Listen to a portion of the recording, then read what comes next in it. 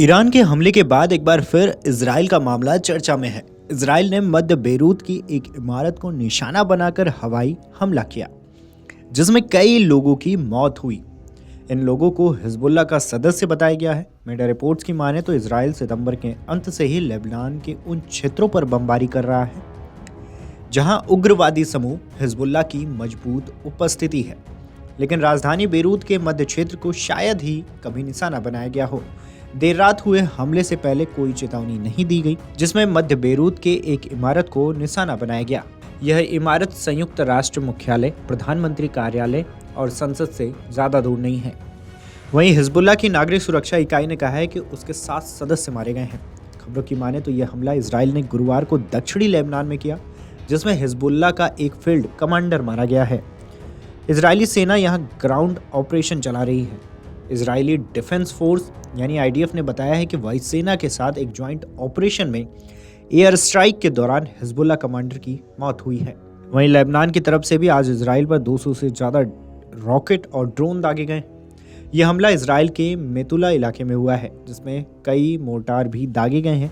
Israel के मुताबिक इनमें से अधिकतर रॉकेट्स को नष्ट कर दिया गया है। दूसरी तरफ इजराइल लेबनान में 25 गाँवों को खाली कराने के लिए कहा है। उसने लोगों को उत्तर की तरफ जाने की हिदायत दी है।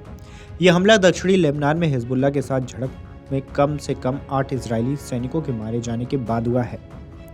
बेरूत में हमले के बाद निवासियों ने सल्फर जैसी गंध की शिकायत की, जबकि लेबनान की सरकारी राष्ट्रीय एजेंसी ने बिना कोई सबूत दिए इजराइल पर फास्फोरस बम का इस्तेमाल करने का आरोप लगाया है।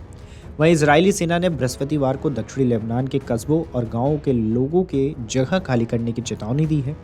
यह क्षेत्र 2006 के युद्ध के बाद संयुक्त राष्ट्र द्वारा घोषित बफर जोन के उत्तर में स्थित है। इस चेतावनी से दक्षिणी लेबनान में इजराइल की सैन्य कार्रवाई के संभावित विस्तार का संकेत मिलता है, जो अब तक सीमावर्ती क्षेत्रों तक सीमित रहा है। इजराइल ने लोगों को प्रांतीय राजधानी नबायतेह से चले जाने को कहा है।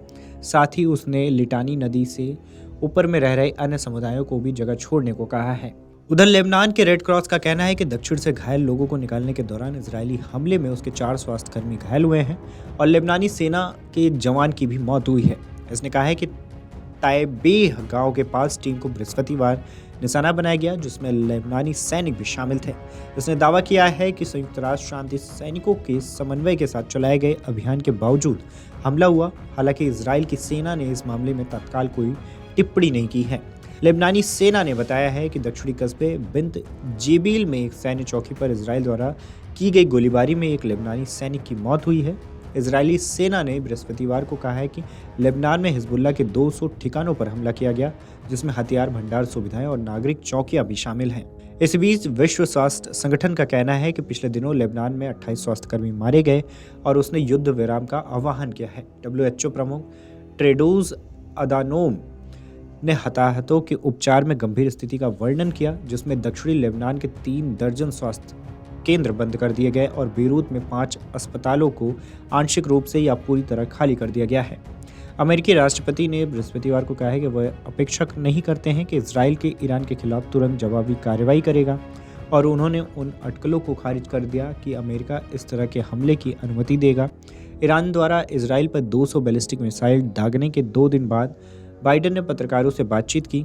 इस दौरान बाइडेन ने कहा है कि सबसे पहली बात यह है कि हम इजराइल को अनुमति नहीं देते, हम इजराइल को सलाह देते हैं कि आज वो कुछ भी नहीं होने वाला है। वहीं अब प्रधानमंत्री नरेंद्र मोदी ने भी मोर्चा संभाला है। प्रधानमंत्री नरेंद्र मोदी ने पश्चिम एशिया में तनाव को लेकर गुरुवार को सुरक्षा पर कैबिनेट समिति की बैठक की अध्यक्षता की है।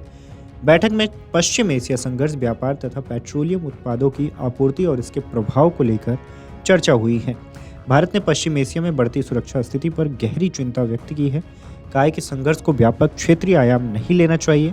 भारत ने बातचीत और कूटनीति के माध्यम से सभी मुद्दों को हल करने का आह्वान किया है।